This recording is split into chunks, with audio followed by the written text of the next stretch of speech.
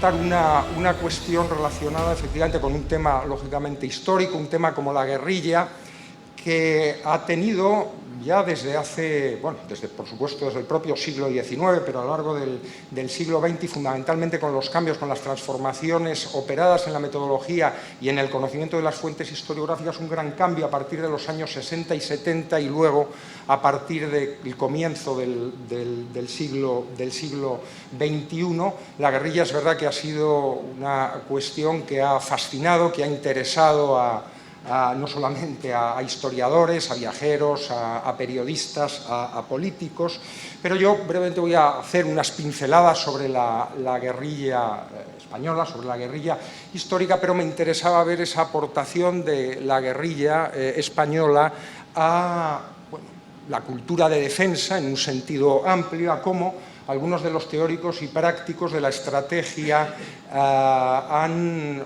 absorbieron conocimientos de la guerrilla, se interesaron por la guerra de independencia española, muchas veces no de forma directa, pero sí a partir de cómo cómo la guerrilla había sido tratada, había sido analizada y estudiada por distintos teóricos, distintos estrategas, y la guerrilla y la guerra de guerrillas pasó a formar parte pues, desde las tesis de Marx, de Engels, de Lawrence de Arabia, de Mao, de Guiap, y por tanto voy a hacer una secuencia, insisto, como algunos de los fundamentos, de los rasgos característicos de la guerrilla, concretamente la guerrilla en la redundancia, en la guerra de independencia, va a formar parte, va a ir pasando, va a ir formando parte de esa teoría y también de la práctica en algunos de esos grandes, sobre todo los grandes estrategas en el sentido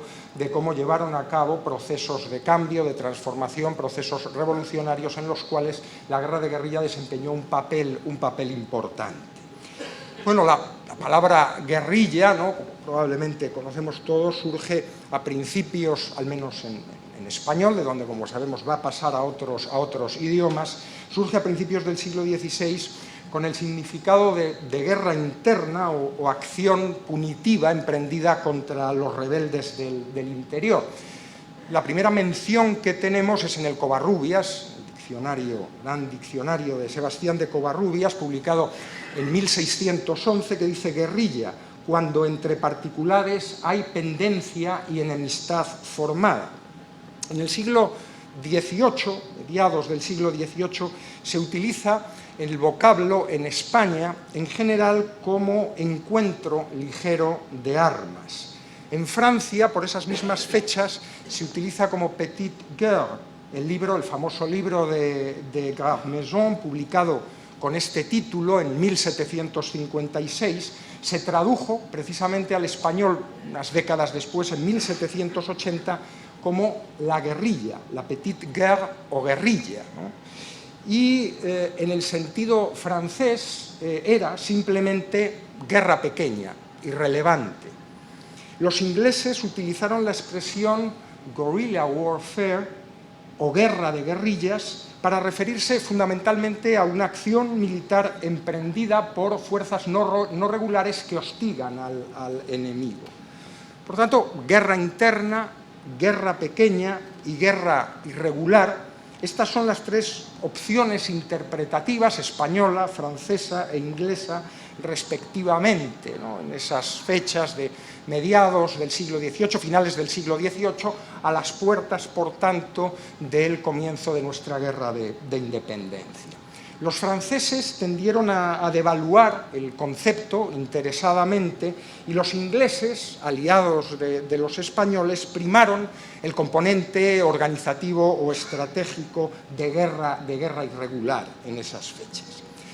Miguel Artola, uno de nuestros grandes historiadores, todavía vivo, miembro de la Real Academia de la Historia, un clásico, sostiene que en rigor no se puede hablar de guerrillas antes de 1809. Fue entonces cuando se constituyeron partidas compuestas a base de elementos paramilitares procedentes del ejército regular disperso tras diversos encuentros militares entre noviembre y diciembre de 1808. El punto de partida, por tanto, de las guerrillas, según nos explica también uno de los grandes conocedores del fenómeno, historiador francés, catedrático en Aix-en-Provence, Gérard Dufour, él piensa que ese origen de las guerrillas habría que situarlo más en la resistencia discontinua del campesinado español que se desata desde mayo de 1808. De hecho, ya en la Gaceta de Valencia, en junio de 1808, aparece un plan de defensa de Juan Manuel de la Guiloga y Monserrate que contempla la alianza con el Reino Unido y hace esa distinción entre ejército profesional y el de los partisanos, como dice él. La palabra guerrillas aparece en agosto de 1808 de la boca de la condesa de Chinchón, que la conocemos al menos bien, ¿no?, por la gran pintura de Goya. Dice literalmente las guerrillas que han hecho los voluntarios, ¿no?, en una alocución. Y en septiembre de ese mismo año, de 1808, Francisco Moreno se llama a sí mismo comandante de la guerrilla de la división de Andalucía, ¿no? Por lo tanto, el concepto, el vocablo, la palabra sí que aparece ya con cierta frecuencia en los primeros momentos del conflicto en distintos momentos y, como digo, en distintas alocuciones, en distintos documentos escritos. Lo que sí es cierto es que en esto prácticamente todos los historiadores están de acuerdo en que la teoría de la guerrilla, de la guerra de guerrillas, fue posterior a la práctica. Se teorizó con posterioridad al propio fenómeno armado, ¿no? Y se va a desarrollar fundamentalmente a partir de 1810. Que los ejércitos solo sirven para obligar a los enemigos a tener a su frente fuerzas considerables, y la verdadera guerra solo la hagan partidas multiplicadas hasta lo infinito por todo el suelo español, decía la Junta General, ¿no?, en 1809, para animar precisamente a la resistencia en toda España. Y además es que, aunque ya desde diciembre de 1808 tenemos constancia de una normativa oficial reguladora de las partidas guerrilleras que establece Vicente Alcalá Galiano, el primer reglamento sobre partidas de la guerrilla no se hizo sino hasta mucho más tarde, hasta julio de 1812, ¿no? Pero efectivamente nos damos cuenta de que hay un sentido, un interés y una voluntad, incluso ya de los órganos políticos, del propio ejército, por articular, por dar coherencia a aquello, ¿no?, que había surgido más o menos espontáneamente.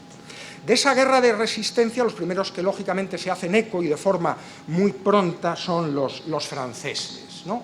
Suchet decía que le cito literalmente, que los campesinos, propietarios, padres de familia, sacerdotes y frailes abandonaron sus ocupaciones sin dudarlo con el fin de empezar las bandas formadas contra nosotros, ¿no? Hablando efectivamente con cierto desprecio, pero también con cierta admiración por la capacidad del pueblo español de levantarse en armas. Obviamente propiciaban esta resistencia, y esto va a ser muy importante, claro, luego cómo va a ir pasando a esa cultura de defensa, esa cultura estratégica, propiciaban esta resistencia factores, todo conocidos, como, bueno, el rechazo, ¿no?, a determinadas formas de crueldad o de rapacidad del ejército invasor, la propia orografía del país, la propia orografía de España, incluso una tradición bandolera, ¿no?, en determinados lugares.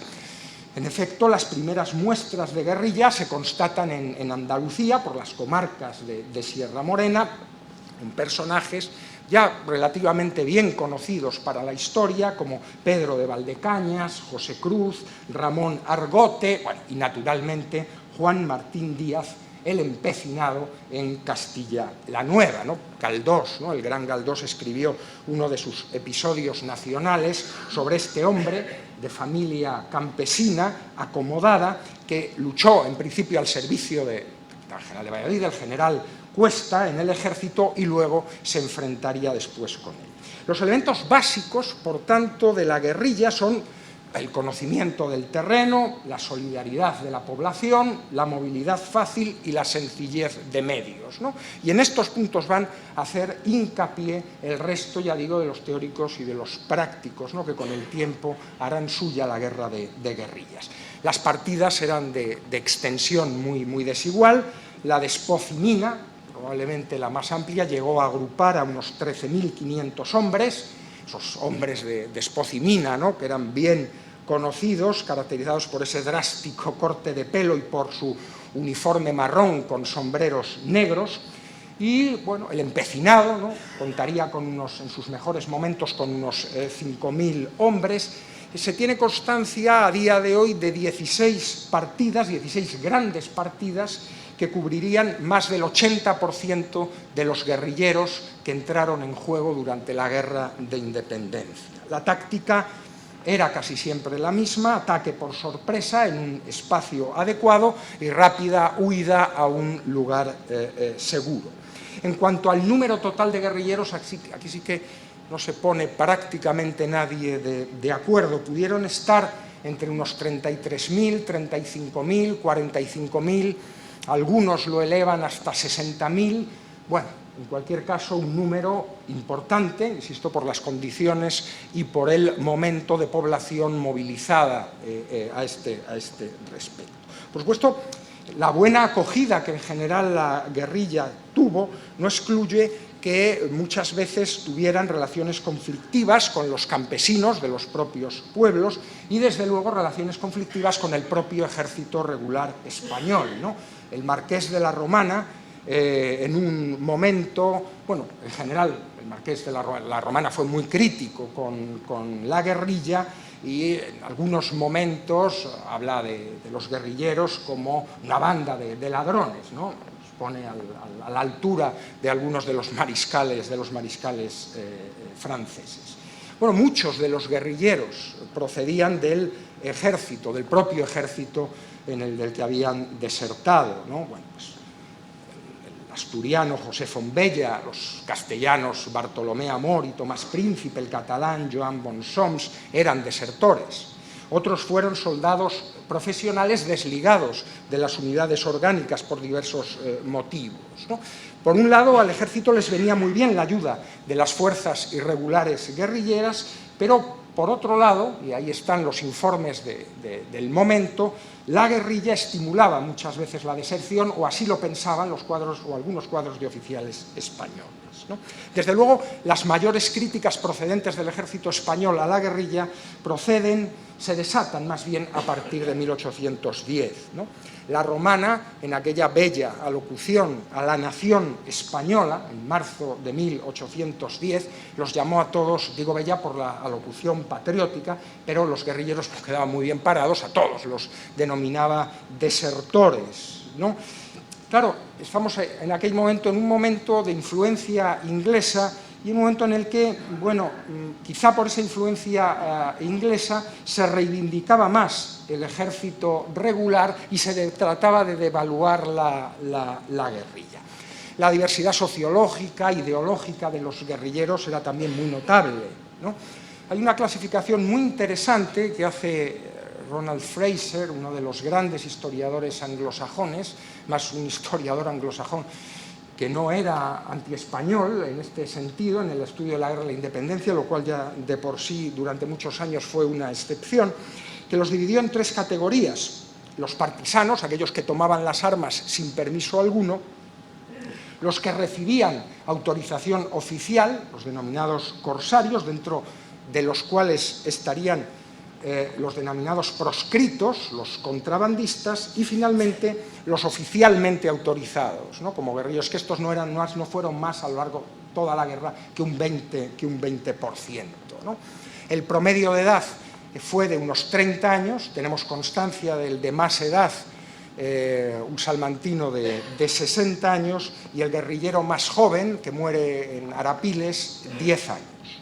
La gendarmería imperial, con unos 20.000 hombres, fue la encargada de la lucha contra las guerrillas, y verdaderamente con muy poco éxito. ¿no? Al propio Napoleón le exasperaba. Verdaderamente su único éxito, si lo pensamos, fue la prisión de Javier Mina en marzo de 1810, que fue muy publicitada, lógicamente, por la propaganda, por la gran propaganda francesa en aquel momento. También hubo intentos franceses de crear partidas contraguerrilleras formadas por españoles, ¿no? En Cataluña ha sido muy estudiada y fue famosa la partida a las órdenes de Olier Pujol, alias Boquica, o también se constituyeron contrapartidas guerrilleras en Toledo, en La Mancha, compuestas por voluntarios, la mayor parte propietarios afrancesados que buscaban protegerse de las requisas de alimentos que se veían obligados a practicar por las guerrillas.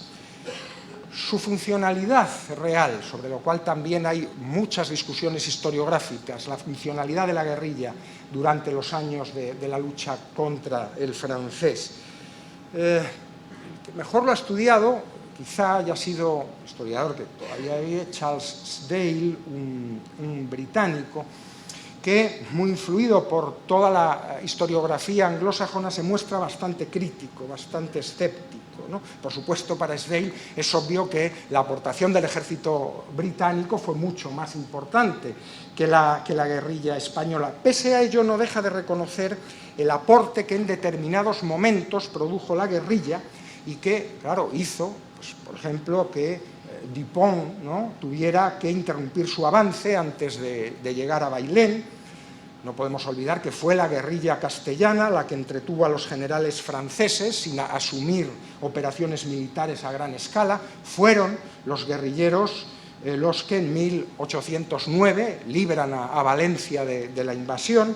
Los hombres del labrador salmantino Julián Sánchez fueron decisivos para ganar la batalla de Arapiles. El empecinado fue fundamental en la toma de Guadalajara, y Espoz y Mina para la toma de Tafalla y para el bloqueo de Pamplona. Sin embargo, también es cierto que la guerrilla condujo muchas veces a un cierto, como dice Sdale, caos competitivo entre diversas bandas, al mero afán de saqueo en determinados botines, al enfrentamiento con las juntas patrióticas locales, como el que mantuvo el propio empecinado con la Junta de Guadalajara, ¿no?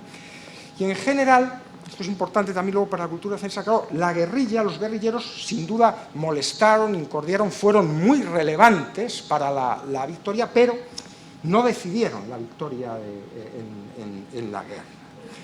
El destino de los guerrilleros, por otra parte, luego fue muy dispar, ¿no?, como su propia actividad había sido durante los años. Bueno, el terrible cura Merino llegó a ser gobernador militar de Burgos en 1814. En el trienio fue el terror de los liberales, acabó exiliándose en Francia en el 39 y moriría 5 años después, olvidado de todos. El empecinado, también retratado por Goya, se enfrentó a Fernando VII en defensa de la Constitución del 12.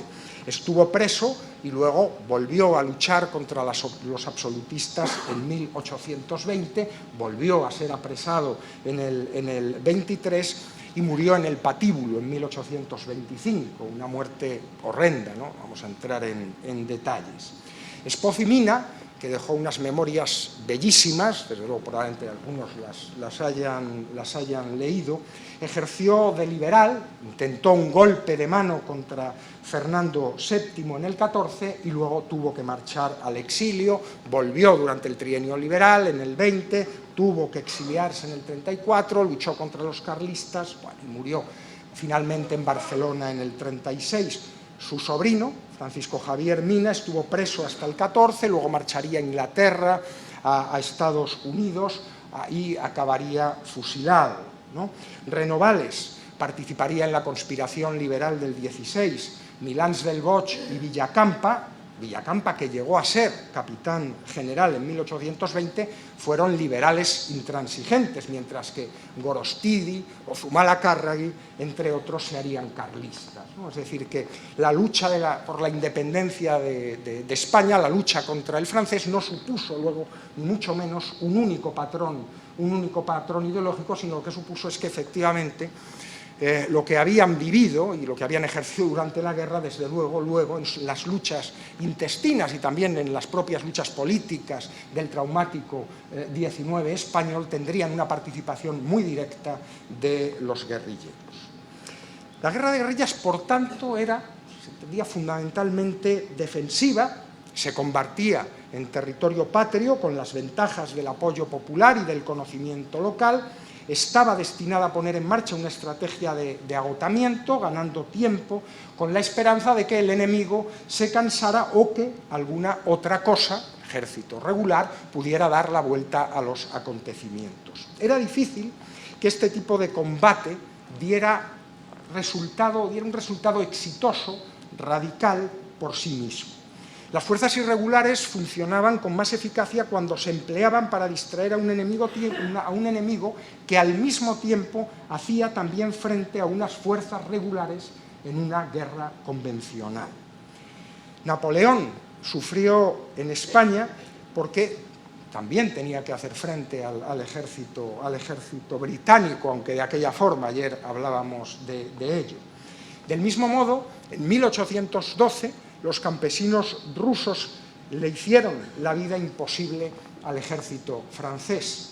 Clausewitz, que como sabemos vivió la ocupación francesa de Prusia y estaba en una situación inmejorable para observar la insurrección española y la debacle de los franceses en Rusia, hizo de la guerra de guerrillas el tema de sus primeros estudios, no lo olvidemos, y de sus primeros escritos. En De la guerra, Clausewitz considera a la guerra de guerrillas como una forma fundamental en la guerra de defensa. A la altura de 1820, cuando Clausewitz escribe la mayor parte de esta obra, curiosamente, la guerrilla en aquel momento se había convertido ya en una estrategia en aquel momento marginal. La guerra de guerrillas, por tanto, podía generar bastantes problemas a un ejército de ocupación. Decía Clausewitz, era el último y desesperado recurso, ¿no?, de un pueblo que en realidad estaba siendo derrotado o había sido derrotado y trataba de mantener el ánimo y levantarse contra el enemigo. Pero, efectivamente, un levantamiento contra un invasor necesitaba ser, decía él, nebuloso y elusivo, porque en cuanto se formalizara como algo concreto, acabaría siendo aplastado.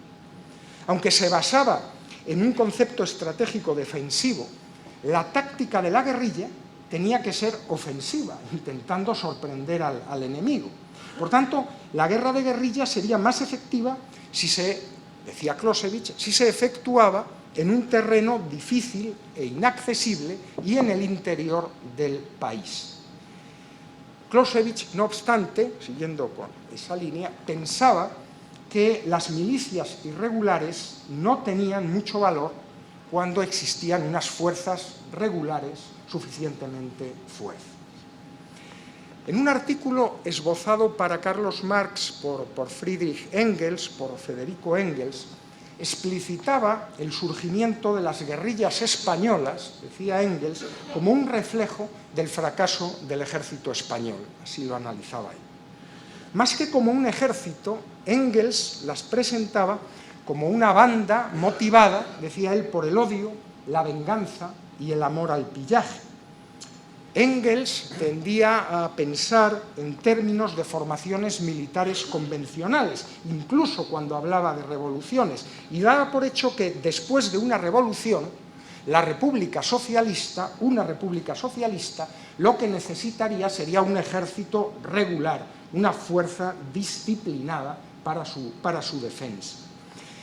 La presunción de que una revolución necesitaría esa fuerza disciplinada de combate, compuesta, decía él, por soldados proletarios con conciencia de clase, continuó influyendo en el pensamiento socialista revolucionario, de modo que la guerra de guerrillas se va a ver como el dominio de anarquistas, de criminales, de la chusma, de borrachos, como en un momento decía Lenin, a pesar de lo que luego se ha manipulado este pensamiento, que se entregaban, decía Lenin, en el Imperio y la Revolución, al vicio de sus instintos violentos. Aunque en Rusia, en la Rusia prerrevolucionaria en general, se simpatizaba con esta perspectiva, Lenin, hábil estratega, no quiso despreciar del todo la guerra de guerrillas, pues creía que esta forma de lucha debía ser una modalidad subordinada de combate, nunca el método principal, y siempre debía de estar, insisto, sometida, vinculada a la disciplina de otras fuerzas regulares para mantener a raya a los guerrilleros, ¿no? Claro, Lenin tenía la imagen, sobre todo de las fuerzas socialrevolucionarias, del anarquismo ruso, de las formas de actuación del anarquismo ruso, que identificaba muchas veces con la guerra de guerrillas, y que por influencia de Engels lo vinculaba a el espíritu, por un lado, mediterráneo y por otro del campesinado ruso. Es curioso, ¿no? Pues un pensamiento pues un tanto caótico, anárquico, y claro, Lenin en eso no pasaba, ¿no? Es muy significativo. Piensen luego, aunque luego también esto, claro, con los cambios ideológicos se inició, pero piensen cómo despreciaban, ¿no?, olímpicamente los soviéticos, militar soviético, por ejemplo, al foquismo revolucionario de Che Guevara, ¿no?, que no entendían, claro, estas cosas de los latinoamericanos, ¿no?, y despreciaban profundamente la lucha revolucionaria cubana. Ahí están los textos de Obrakiov, bueno, del Instituto Militar Ruso, etcétera, etcétera, ¿no? Una vez que el movimiento popular, por tanto, en esa Rusia revolucionaria, prerrevolucionaria, hubiera alcanzado, un cierto grado de desarrollo, la guerra de guerrillas ya no sería deseable, ¿no? Solamente los grandes combates, para Lenin, para Trotsky, para Lenin, esos grandes combates eran los que marcarían la guerra civil, la guerra revolucionaria, y los que extenderían la revolución y a su vez irían consolidando la República Soviética. De hecho, después del levantamiento del 17, después del octubre del 17, cuando los bolcheviques se vieron abocados a la guerra civil por la resistencia contra ellos, el comisario militar, León Trotsky, el que había organizado primero la Guardia Roja, ¿no?, y luego el gran organizador del Ejército Rojo, del Ejército Proletario, ¿no?, es decir, ejército que luego se convertirá años después en el Ejército Soviético, aunque continuaría siendo ejército de partido, Trotsky consideró la guerra de guerrillas como una forma de lucha útil, aunque subordinada, ¿no? También hace mención en numerosas ocasiones a España. Era, según él, un trabajo difícil, así que exigía esa guerra revolucionaria una organización adecuada, una buena dirección, y claro, esa dirección, para alguien como Trotsky, no podía dejarse en manos de aventureros, ¿no? Se exigía una dirección centralizada y que la guerrilla se sometiera a los dictados, por tanto, de la organización militar. Con seguridad, la guerrilla, decía también Trotsky, no podría derribar al enemigo, pero podría causarles algunos problemas. Si bien la potencia más poderosa podía buscar la aniquilación del enemigo utilizando ejércitos masivos a gran escala e, insisto, con una dirección centralizada, la potencia más débil, decía Trotsky, puede intentar desorganizar a la más fuerte, caso de España con Francia, utilizando unidades más ligeras, más móviles, que operasen independientemente unas de otras, aunque siempre bajo esa dirección centralizada. Por tanto, era el enemigo el que podía intentar luchar con la guerra de guerrillas. Es muy curioso, claro. Es decir, cuando el Ejército Rojo es el gran ejército poderoso, Trotsky, claro, a partir de finales del 19 y del 20, ahí están sus textos teóricos y la guerra civil, claro, se convierte en el ejército regular, y por tanto la guerra de guerrillas es la guerra en la que están actuando determinados campesinos o determinadas fuerzas que, apoyados por los ejércitos blancos o por unidades especiales, son ahora las que están luchando contra el poder constituido, ¿no? Trotsky negaba que su propia estrategia, la estrategia del Ejército Rojo, fuera demasiado rígida y posicional, como le criticaban los primeros mariscales soviéticos, y que careciera de movilidad, ¿no? El propio Trotsky decía: el ejército rojo ha comenzado, decía él, con voluntarios, rebeldes, salvajes e inexpertos guerrilleros, pero nos hemos convertido, dice en el 20, en regimientos y divisiones disciplinadas, bien formadas y preparadas.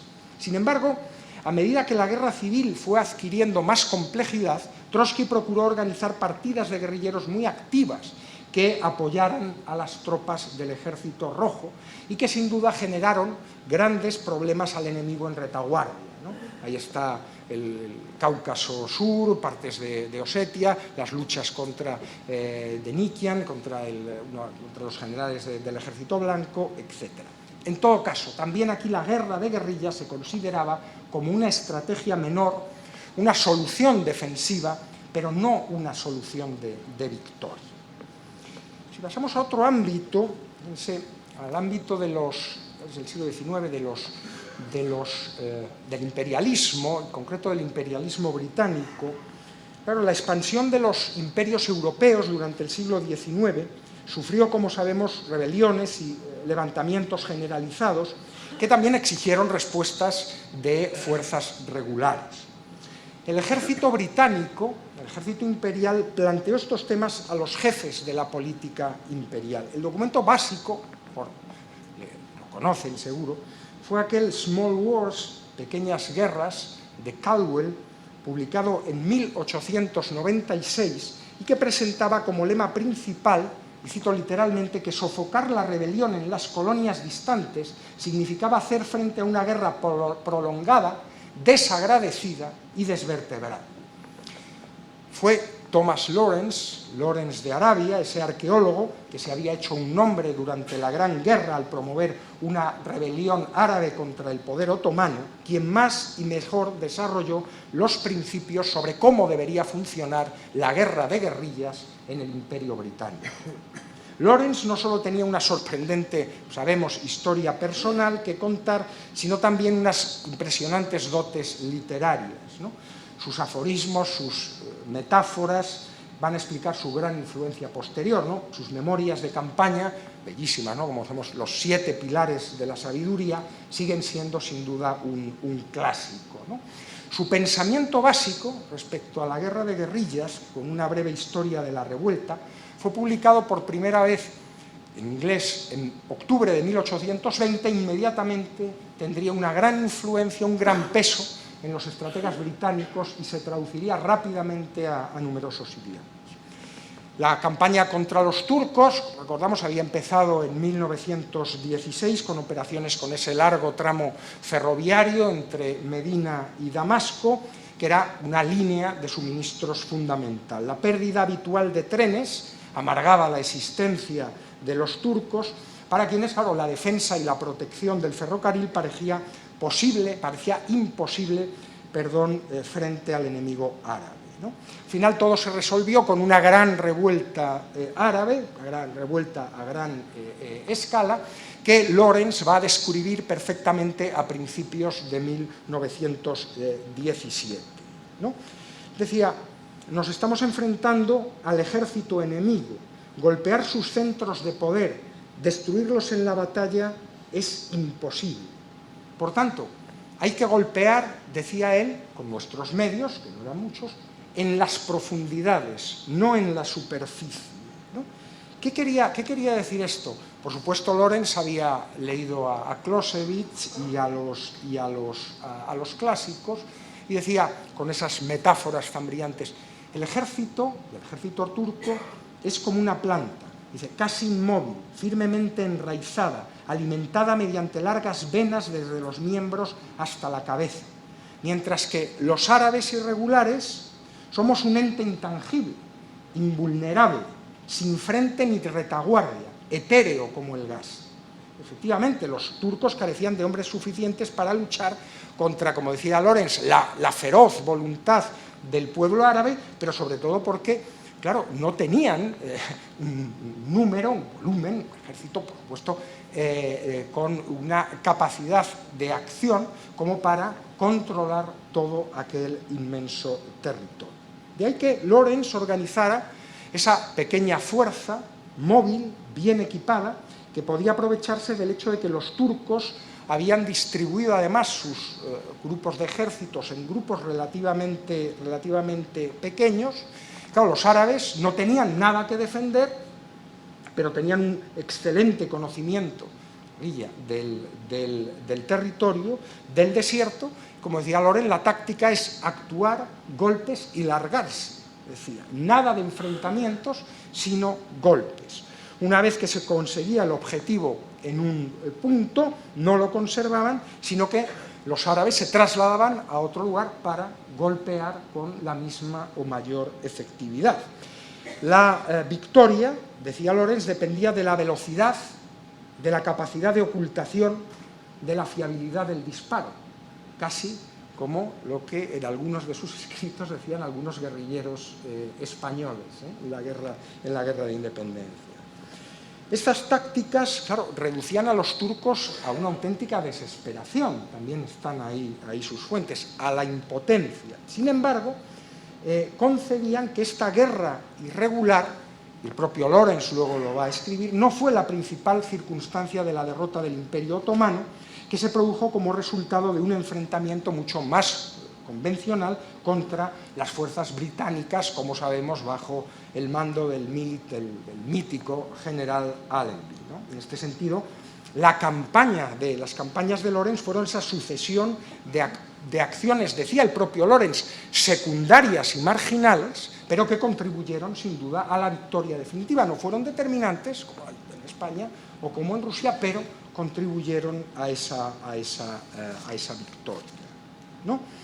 En esta misma línea de resistencia a la idea de que la guerra de guerrillas podía ser una vía única, exclusiva e independiente hacia la victoria, aparece también en la teoría de la guerra popular de Mao, ¿no? Que también va a hacer Mao, ¿no? Lea Clausewitz, lea Lorenz, evidente, y además lo dice explícitamente, y por tanto, por vía indirecta, Mao, que yo sepa, no cita la guerra de independencia española, pero por tanto, de todas estas contribuciones sí que, ¿no?, conoce esta línea de pensamiento sobre la estrategia, ¿no?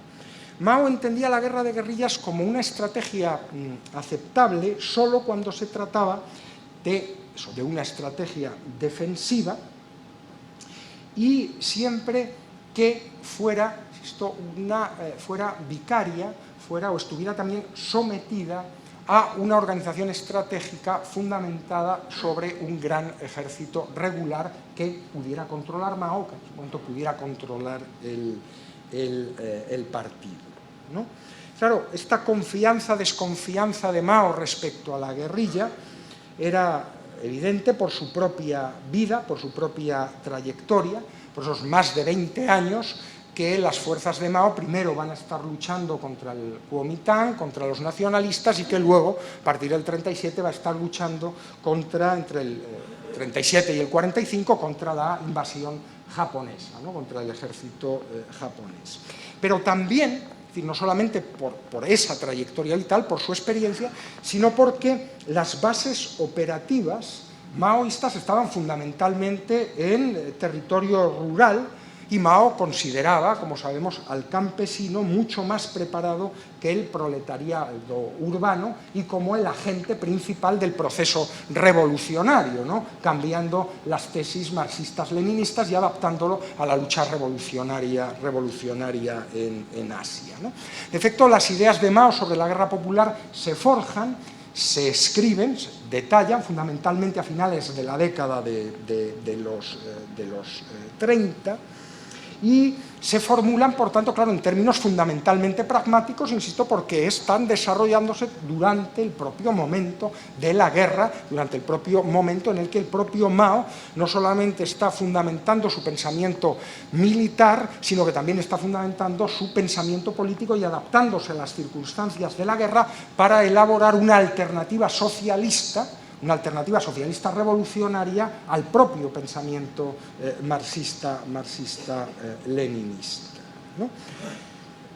Mao escribe un tratado de la guerra de guerrillas después del 37, después de la Gran Marcha, en donde, ya digo, refleja esa convicción del campesinado como agente, como fuerza revolucionaria, y como fuerza revolucionaria que de forma masiva, de forma, como decía, espontáneamente organizada, es decir, con capacidad de levantarse, con capacidad operativa de levantarse, pero vinculada a una estrategia general, va a ser fundamental, sobre todo en la China central, con la lucha, insisto, contra el ejército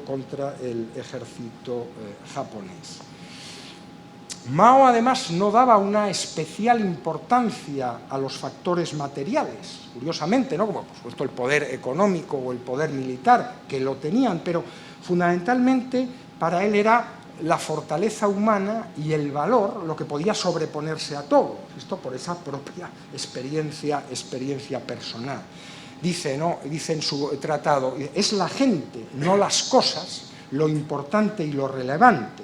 Y efectivamente, dada la lucha armada en la que estuvo enfangado más de 2 décadas, no resulta sorprendente que insistiera en otro de sus famosos aforismos, según el cual el poder político nace en un barril de pólvora, ¿no? Con lo que reflejaba efectivamente, ¿no?, esos giros y revueltas en la teoría de la lucha armada que había configurado su vida, ¿no? La guerra de guerrillas, por tanto, y voy concluyendo para cumplir con el tiempo, la guerra de guerrillas no era, por tanto, imprescindible o completamente determinante en esta trayectoria táctica y estratégica para la guerra final, ¿no? Precisamente luego las tesis maoístas eran cogidas por el general Nguyen Giap en Vietnam, ese maestro, ¿no?, que también, lea Clausewitz, lea Lorenz, lea a los teóricos franceses, a los teóricos, a los generales franceses, que conoce también relativamente bien la estrategia norteamericana del momento, y que va a llevar a cabo lo que él denominaba una lucha revolucionaria de guerrillas, claro, en un espacio como el de Vietnam, más pequeño del China y más adaptado, ¿no? Pero en toda esta línea, desde España hasta esas guerras asiáticas, la guerra de guerrillas va a aparecer constantemente, y va a aparecer, insisto, en la teoría y en la práctica de la táctica y de la estrategia militar, incluso en la fundamentación del pensamiento político de algunos de estos estrategas que van a ser, por supuesto, personalidades relevantes para la política y para la milicia, ¿no?, a lo largo del siglo XX, ¿no?